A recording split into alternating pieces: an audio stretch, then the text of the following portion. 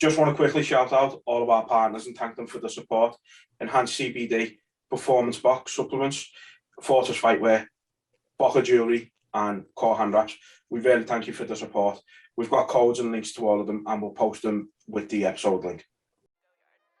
I got so much motherfucking design on right now. Break it down, bring it back, make it clap. 3 old thoughts, new guap, word that thing, bitches on my line. Hello and welcome back to Super Necessary. Today, I'm absolutely delighted to say that we're joined by 3 of the lads that are going to be fighting on the upcoming Double Trouble card this coming Friday and Thursday. Don't know why I said the days backwards, just a bit weird there, but yeah, 3 of Next Gen's finest. So we're joined by, first of all, the Middleweight Champion of the world, Matt the Beast, the Meme King Bonner. How you doing, fellas? Okay? Yeah, good, mate. You? Good. Yeah, I'm really good. Yeah. And so we're also joined by Liam Nightmare Gittins. Yeah. And last but not least, Adam, and this nickname will stick, the Lumberjack Cullen. I hope not. Don't you like it now? No, because it's one of Paddy's names and people joking his ego by giving me that nickname, so I'm not having it. So we'll try and come up with a new one for you then. So is it a bit like the Southport Strangler then? No, that's a good one. Nathan, That's a good one. Please keep that one going. He loves it. Yeah, I don't think he'll admit it, but he definitely does. But how you all doing anyway, boys? Training going well and everything, yeah? Yeah, it's been going fine, yeah. Good camp so far. Well, finished, haven't we? So, yeah, it's been good. Are you in London now, Liam? No, Southport now. I'll go up tomorrow. Oh, yeah. Mm-hmm. Right, okay. I think when I spoke to you last time, you said you were going to go up today, weren't you? But there's been a few issues with the hotels and that, hasn't he? Yeah, well, I wasn't sure whether we were going Tuesday or Wednesday, but I think we're all going up Wednesday now. Like, you're still in, well, not Southport, you aren't in London yet, are you? No, we're going in the morning. Going in the morning tomorrow, yeah. Should be there midday tomorrow. Yeah. Nice. Good stuff. So, as we mentioned, obviously Matt, middleweight champion of the world. 10 record of 10, 6-1 now, and then 4-4 as an amateur. Obviously, last time out, you defeated Matthias Frederick, 4th round, rear naked choke, and you're defending against Jathy Mellon. I hope that's how you say his name anyway. Is it Milan? Is it? Yeah. Milan, yeah. He's going to be a Mellon after this fight anyway. Do you know much about him? Have you been able to find much about him? Yeah, he is a little bit mysterious, to be fair. I've seen his last fight, but even that was a year ago. Southpaw tricky, very passive. You'll take 1 step forward, he'll take 3 steps back. So I have to be quite patient. He's a very patient fighter. Like a very typical Southpaw, they tend to wait for you to maybe overreach and then they'll punish you for it. But I've never tricky fight because I've never come across someone who's so comfortable standing there, not really doing anything.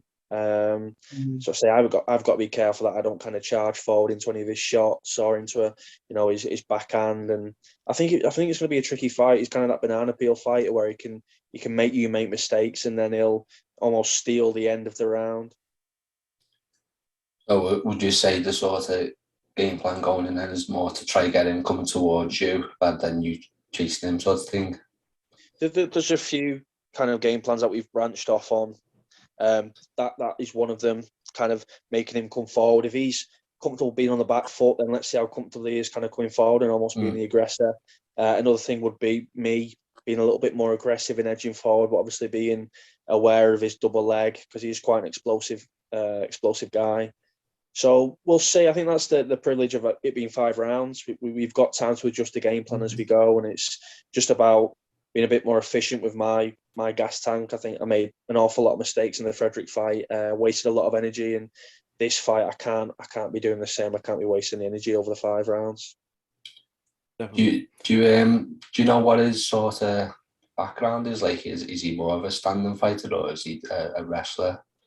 Yeah, he looks like he's come from a wrestling background or certainly a grappling background. He's won like a kind of a few tournaments, European tournaments or world kind of tournaments in terms of grappling, but it's always quite tricky to know what the standard or what the level of those tournaments are. He looks comfortable on the ground. There's some fights he looks really good on the ground, and other fights he's slipping and sliding all over the place. So the idea of what we've come into this fight is we're not really worried where it goes. He's not an Olympian, caliber wrestler. He's not submitting every single guy he goes against. He's very beatable, in all the disciplines. Yeah, good. So next up, we've got Liam Nightmare Gittins. He is the former Cage Warriors Academy Flyweight champ. Make sure I get these right. The former Budo Flyweight champ. He is 7-3 in his pro record, 11-2 in amateur. His last fight was against Gerardo Fanny. Unfortunately, lost that, but we're going to get back to it. His next fight is against Kingsley Crawford. Can you just talk about him a bit, mate? With Kingsley, I'd say what I've seen, he's more of a clinch fighter. He's good on the ground, so I think there'll be a lot of clinch in this fight, to be honest. Could surprise me. He switches a lot, southpaw and orthodox, but I could see the fight going heavy clinch, getting taken down, getting back up, and just sort of who's better at doing their game, I guess. So yeah, so be a tiring fight, I think. So is his style more literally to wear you down? Yeah, would you say? I think so. On some of his fights, not so. Like I've watched him go southpaw like the whole 3 rounds on one fight, but other than that, on his other fights, he switches quite regularly. Be quite interesting to see how he approaches it, but I think he's going to try to take it down. I think he's going to be looking to get top position. Yeah. Yeah. Stuff. And then we've got Adam, not the lumberjack, Cullen. 2-0 as a pro, 6-3 as an amateur.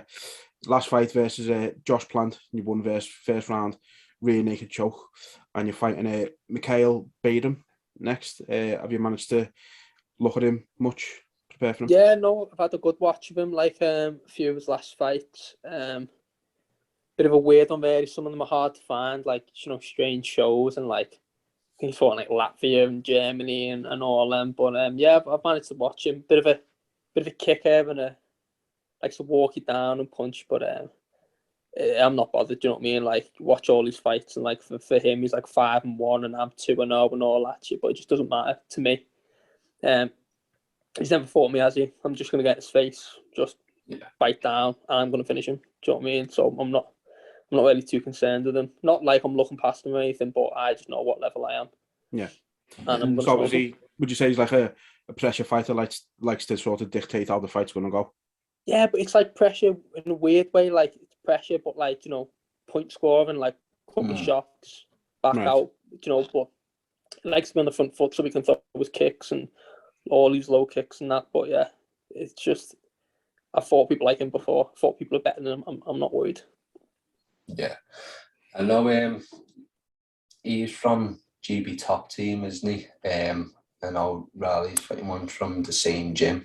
Well, what's the sort of dynamic like between the gyms with Next Gen and GB Top Team? Because they do compete quite a bit. Are you as friendly as it, or is it just competitive? What would you say? My opponent's from somewhere in France, I think. He's like, is it? Some Fox Gym or something it's called in like the middle of France. Gittins' opponents from GB Top Team, innit? Yeah, that's it. It's got mixed up. Yeah, what would you say about the dynamic between the gyms? Because you used to compete often. Obviously, it's going to get matched up. But it's just competitive, really, isn't it? It's just like I fought another one of the guys from that gym, Emma Sundes. Yeah, but it's like after the files, talking to coaches and everything. Sounds not like there's any like bad blood, I'd say, between the gyms or anything. Yeah, there's good gym. Yeah, there's seen like recently he's got teamed up. I don't know if it's like Nathan and Wooden, you know what I mean? But yeah, yeah. Oh, good. So let's move on then. So, Matt, last time out, obviously you ended the reign of Natty Frederick.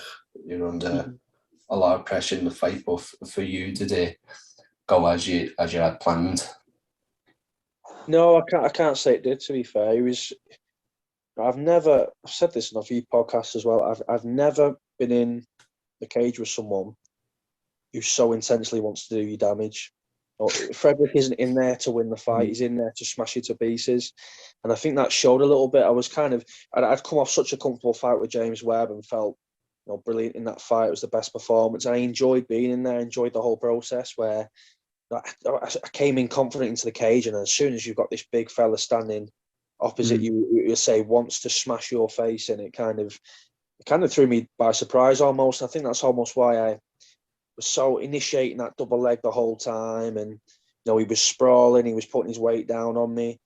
In terms of damage, I never took any damage. I think I was lucky with most of his shots kind of clipped me forearms and whatnot. So I never came out the fight with any kind of like damage, concussion or anything like that. But it was a tough fight. It was a weird one because when he was on his feet, he never felt like he ever ran out of steam. But when I took him to the ground, you could feel the wind leave his body. It was almost like he gasped when he got to the ground. I guess those two they're so different energy systems between standing and wrestling and grappling. And obviously he was very fit on the feet, but didn't seem as fit when it went to the ground. And I say, fortunately, I was able to get in that rear naked choke at the end of the fourth. And but I was gassed out at that point. It would have been quite interesting to see what kind of position I would have been in round 5, whether I could have gone the 5 rounds, because I kind of believed I was up 3 rounds at that point, and they took a point off for a legal knee, from him. So I was ahead, but could he have survived that last round? I'm not too sure. It would have been, like say, interesting to have seen that. And I know there was some dialogue at the end between you. Can you just say like what took place there between you? I'm not really sure what his beef was, to be honest. I mean, obviously you're disappointed. He's lost his world title. I think he obviously did have aspirations of going to the UFC and whatnot. So again, that might play into the disappointment. I always think you should shake your opponent's hand before and after the fight, and for me, that's what separates it from a street fight. You don't need to embrace your opponent at the end. You don't need to lift them up on your shoulders or anything silly like that. But handshake before and after, and then you can go off and sulk and whatnot. But he was, I think he was just so disappointed, which is fair enough. And Frederick's 38, 39. It's probably his last chance at fighting for a world title at that level. So he's probably, like you say, a little bit disappointed. Yeah. To be expected. But as you say, there's a certain level of respect that you have for someone you share the cage with, and that's all it's about. It doesn't take much to shake someone's hand, and then, like I say, you can go off and have a whinge or have a sulk after that. That's fine. But yeah, a little bit of respect goes a long way, I think. Definitely. Yeah, it's what keeps it a sport, isn't it? Definitely, definitely about respect. Yeah. Absolutely. So Liam, as we mentioned last time, unfortunately, you did lose your last fight, but you must really be looking forward to showing people exactly why you are called Nightmare again. Yeah, well, I'm just happy that I feel 100% this time around. So hopefully have loads of energy on the day and just be able to put on a good show. So. Yeah. There was, I think it was Brad, when you were in your last fight or the fight before, there was talk about a move to Flyweight. Is that something you're still looking on doing? So I think if it was for the right opportunity, I'd go back down Flyweight again. But for now, my main goals for bantamweight, I'd say. Yeah. Like, I don't know, in the future could change, but for now, I'm like a lot happier making weight to bantam, but I can make fly if needed. You feel more comfortable at bantam? Yeah, it's just not as a heavy cut. So fight camp's easier, and then like the whole cut process is easier. So yeah. Yeah. Good stuff, mate. So Adam, back in September, obviously you had 2 opponents pull out, which I believe were injuries. Does it piss you off even more knowing that you're willing to still get in there with injuries and take any other fight? Like, does it annoy you when people pull out with injuries and you're willing to step in with whatever you had at that point? Because you did mention that you had went through injuries. It's just got expected now, innit? Like, I've had that many fights and done that many training camps. Like, people are just pretend fighters. There's so many pretend fighters out there. And, everyone wants to be a fighter on Instagram, and everyone wants people going, oh, yeah, that was sick, I'll come to your fight, and oh, yeah, you look boss and all that. But when it comes down to it, people just don't want to fight, do they? At the end of the day, people pull out with, broken toenails, don't need twisted socks. Like, at the end of the day, like, you just know. I know it pisses me off, but it's expected. Like, people aren't going to want to fight me because I know, and they know how them fights are going to go. They're all just going to get smashed. So it just says a lot about them, doesn't it? Really, that they're just fake fighters. So it was obviously frustrating not getting to fight, and obviously I was there to fight, and I wish they could have had the fight, but in the long run, it doesn't affect me. Like, I just keep the ball rolling. Do you know what I mean? Didn't stop training. And now I'm back, and hopefully with a game lad who's going to get smashed instead. So it's sound. Nice. Are you able to talk about what injuries you had in September, just to let these fighters know what, the shit that you're going through and still telling them? I can't even remember, to be honest. I ended up like twisting my ankle really badly, and that like affected me for like 3 weeks ish. I couldn't do any running, I couldn't do any jumping, like I couldn't kick. I had to wrestle off my other foot and all kinds. I got bursitis in my elbow one day, and that lasted for like 2 weeks. I couldn't do any wrestling. I couldn't get kicked. It was just an endless list. I ended up getting a frozen shoulder for like half a week where I couldn't lift my arm up. But it's just, you just get on with it now, don't you? At the end of the day, fighting, like, everyone goes on about like longevity and, staying injury free, and not with a fight at the end of the day, aren't we? Like, where people are there trying to hurt each other, you're going to get hurt. So going into like a fight fresh and injury free doesn't really, like, this time for me it's happened, but like it doesn't really, like, it's just the same as a fight. I'm probably going to come out with cuts and bruises and injuries and all, but it's a fight at the end of the day, isn't it? So you've just got to do it. Yeah, it's refreshing. Like you say, you do see so many people pull out with like bullshit injuries, and it's not just in MMA. You see like this fucking Tommy Fury fiasco, him pulling out and with a supposedly broken rib. It's like I said, they just pretend he was in it for the money, and that was all that. But it's refreshing to see that, some like yourselves, you're willing to just put it all out there, no matter what. When it comes to fight day, you're fighting, and you're not asked. So it's refreshing to see. Genuinely, genuinely is. It's great. Take note, fake fighters. No, take note. Yeah. So this question is just for Liam and Adam. But we've got to know what's Matt been like since he won the belt and became the meme king. I've had to make the door bigger in the gym to fit his head. You're only allowed to call him the champ. That's all you're allowed to call him. He's been kicked out of the house, hasn't he? His wife kicked him out. That's to sleep in the gym. So what does going on about it? Does he wrestle with his belt on? Yeah. With his belt on. Do you not see he got married, didn't he? With the belt on over it. I thought he got married to his belt. I didn't. Yeah, you must be gutted that it's in the suitcase now, Matt, and not like just behind you there. I'll give it a nice clean before it went in the suitcase. So I went over it with a little bit of a wet wipe and made sure it was nice and shiny. But hopefully it's going to be coming back with me on the Saturday morning as well. It's bloody heavy. That's what I said to Missy before. So I've had to buy one of those kind of suitcases with the wheels on it, because I can't go down to London on the subway with this enormous training bag with my belt hanging out. It weighs, honestly, it weighs about 12 kilo, this thing. So it's nice to have. It's nice to kind of see it here and there, and say hopefully I'll get to be bringing it back to me to Warrington on the Saturday morning. I'm sure Colm will hold it for you, lad. I honestly reckon he's got it like on his lap now, and he's stroking it off camera. Like a puppy. Right, let's see.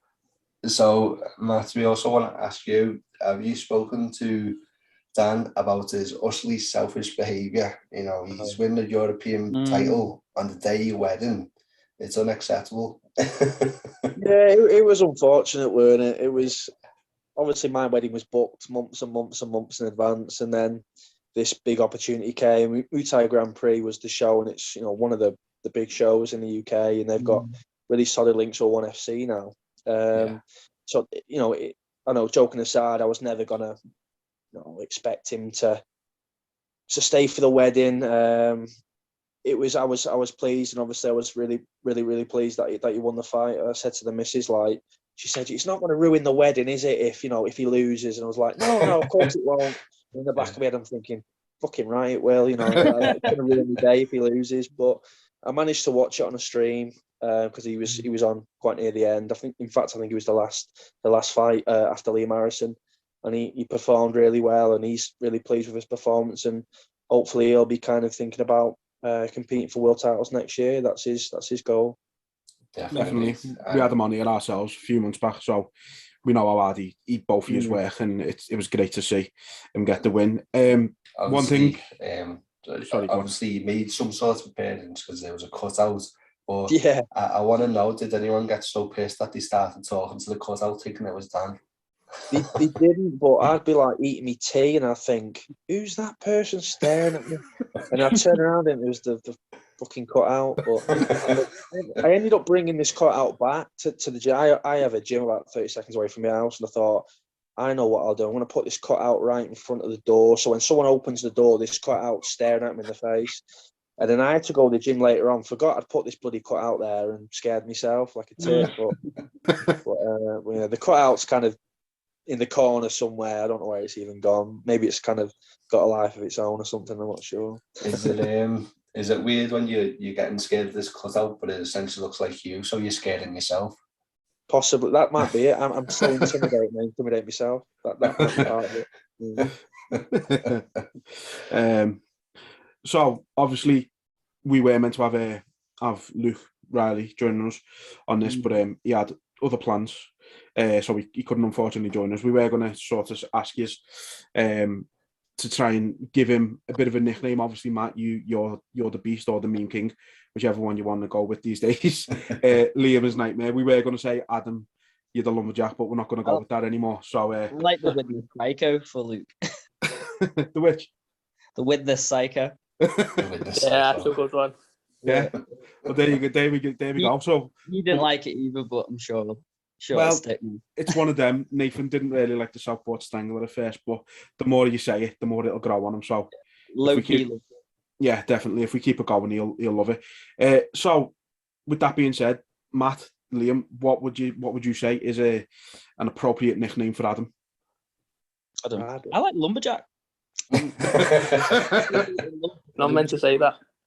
A nice thick beard, hasn't he? Which I've absolutely not got. So it has to be something revolving around his beard, I think. What if they shave it though?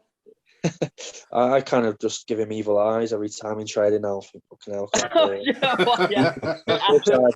Picture pop with his eyes.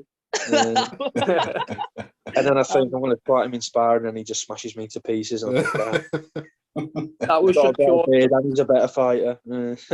That was it. Cause that picture you posted about my eyes, I was just thinking, wow, Graham Boylan's going to be coming in a minute and wrapping this middleweight belt around me. It's going to be mad. So are we sticking with the Lumberjack for now then, or are we getting that changed ASAP? We'll get one soon. Someone will come out with a belt soon, and I'll be happy, and I'll give it my seal of approval. Do you reckon it'll be Paddy again, or do you reckon he's not even funny. Him, he thinks he's not funny. But boring. So we've got a favour to ask, lad. So on the podcast, we've had a lot of the Next Gen family. Obviously, Matt is most appeared guests. Thank you, Matt. We've had Nathan on a few times. We've had Paddy, spoke to Ben, Kyle. We've hopefully got another episode coming with a few of the other lads like the Squid and that. There's only one legend that we're missing, and that is the Meatball. Do you think you could help us out and throw in a good word for us? Tell her that we're not really bellends, we just appear to be like that. Yeah, she's too busy following everyone around the country, isn't he? Isn't she watching them getting battered off everyone? So that's the screen between them games. Was she one of the 27 people who walked out last night, I don't know. I wouldn't be surprised. She's probably there fronting them all for leaving. Yeah, wouldn't surprise me actually.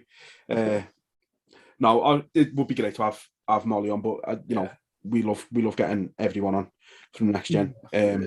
You've all been so sort of open to coming on, and it's good to have a laugh at you. And like I say, Matt's been on the most times. Now you're our most appeared guest, Matt. So we'll have to get you like a hat-trick ball or something.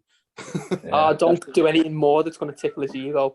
His head's just going to get even bigger. Don't say that to him. Head's just going to grow, you know. So the next time we get Matt on, his camera's going to have to be further and further away. It's going to be in a different room soon. I've done holding it for him on the other side of the room. You wait till I move down the weight class and I'll have me two cage warriors. Just wait. It sounds like Cullen's going to move up and challenge for it. Definitely. I'm coming to middleweight. Yeah, we're going to be light heavyweight on Christmas Day when we're both full of food after this fight, and we're going to have it. You're the hardest man in Warrington is. So it's funny you say that, Matt. What we thought we'd do, just to finish off, thought we'd have a bit of fun and have a little game of would you rather with you.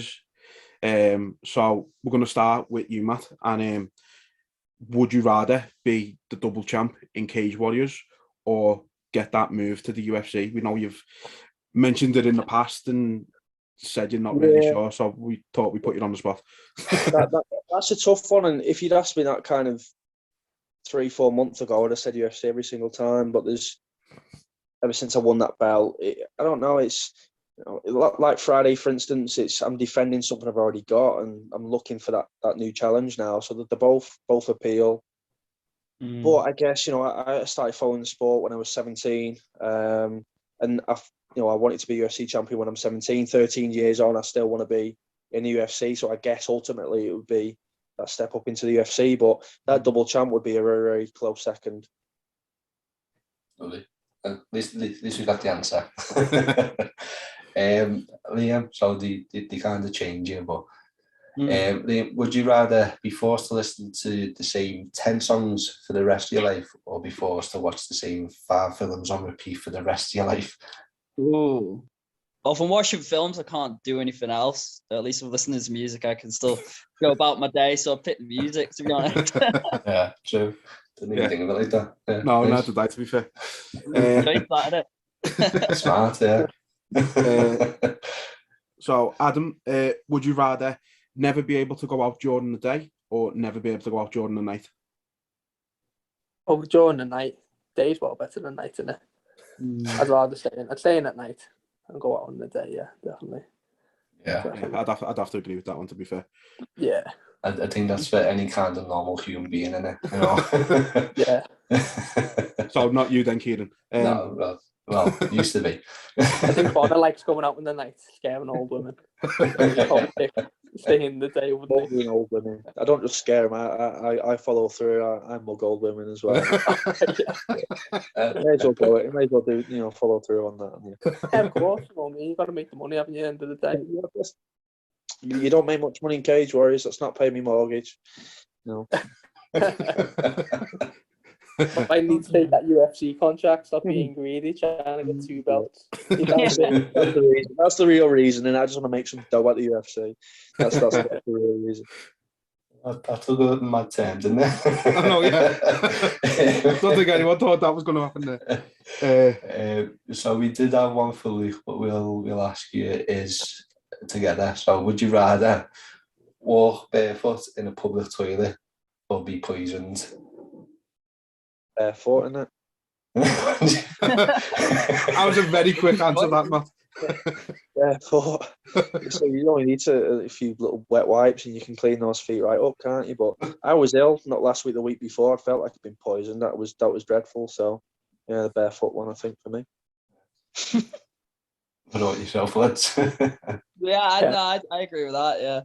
Yeah. Always wash your feet, guys. Yeah, I suppose you can. That makes more sense now when you look at it that way, rather than being stuck in the toilet and walking around on it all the time. Yeah. I'm trying to think of one for you now, really. Go for it. Yeah, I ask you, would you rather only hang around with Matt's cutout, or yes, or do the same Zoom with Matt, but his head's getting bigger every single time. Is this for me? Yeah. I actually think I'd do the Zoom because I want to see how he handles the big head, see how he falls over and stuff. Getting stuff to prop it up. Like. It'd just be this at the end. You'd just see my eye. Fair enough. Good answer. Unless you got any other would you rather's or any questions for us, I don't think many people have asked us questions, so No, they haven't. I was interested in that. Then, yeah. Yeah, I've got one. How did you actually start like doing all this and getting into MMA? Do you like? I think you were starting the Liverpool one, weren't you, Quinn? And I wanted to do a MMA one. I wanted to do it more to challenge myself in terms of doing it in front of a camera, and you know, I weren't the most confident person. So for me, it was trying to challenge myself in something that I'm not used to, which would be the camera. And then obviously I need to learn to be more outgoing, obviously speaking to yourselves, getting it together and stuff, you know, that all is a learning experience for me, because I for the most of my childhood was always quiet, and you know, I sort of went with the crowd, you know what I mean? It sort of didn't make own decisions. So for this, like, this is a big thing for me, and it was a challenge that I wanted to do. So that's how I got started in it. What about you, Quinn? Yeah, largely the same, really. Like you said, I started one a few weeks earlier for about Liverpool, which I've still got going. And that was sort of in its infancy. And like you said, Kieran asked me if I wanted to start this one, and I just said yeah, and it just took off, really. I was the same, not really, was never too confident when I was growing up. I've sort of gained more confidence as I've got older. But it's just been great. Like, it's opened our eyes to so much in MMA. It's broadened our understanding of it. It's even like when we spoke to Dan on here, just getting that different understanding of like the world of Thai as opposed to MMA. It's been mad, and you know, it's been great getting to talk to the likes of yourselves, the rest of the ones from Next Gen, the different gyms in the city, UFC fighters. It's been a crazy sort of 12 to 18 months on it. It's been mad, but yeah, it's been quality. You know, this is, you know, getting the likes of yourselves on. This is what we had as our vision for it. We wanted to support local fighters, local gyms. We wanted to support UK MMA. We wanted to get people understanding UK MMA and some of the great fighters that we've got in this country better. A lot of our following on Twitter is American, so we feel like we're introducing some fighters on, you know, like you like the FCC and your Almighty and things like that. We feel like we're helping to introduce them to the American fans that and listeners that we've got. So it's been great for us. It's been so rewarding, and we hope it'll carry on for a long time. Yeah, it's boss that. But yeah, it's been great. So look, lads, we know you must be getting ready to travel down to London. Are you all travelling tomorrow, is it? Yeah. Matt's ready for bed, isn't he? Yeah, Matt's The airport there, so I'm ready for bed now. 20 to 8, Matt's like... dude. Matt's not used to seeing 20 to 8, are you, Matt? This is well past my bedtime.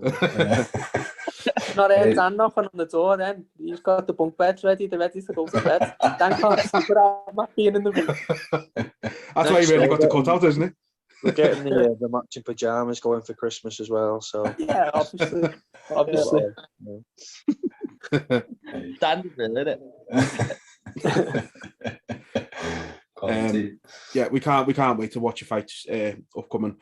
We know Matt's gonna bring the belt back home with him, and we know you two. We know you're gonna smash it and get the wins. So best of luck to you all. Thank you so much for taking the time out, which is on what's obviously a very busy week for you. We really appreciate it, and it's been an absolute pleasure talking to you. And of course, good luck to Luke Riley as well, who couldn't make it. He's in his second pro fight, and he's going to actually put on another striking clinic like last time. So good luck to him. But yeah, lads, we absolutely appreciate it. Thank you. Nice one, guys. See you later. Take it easy, lads.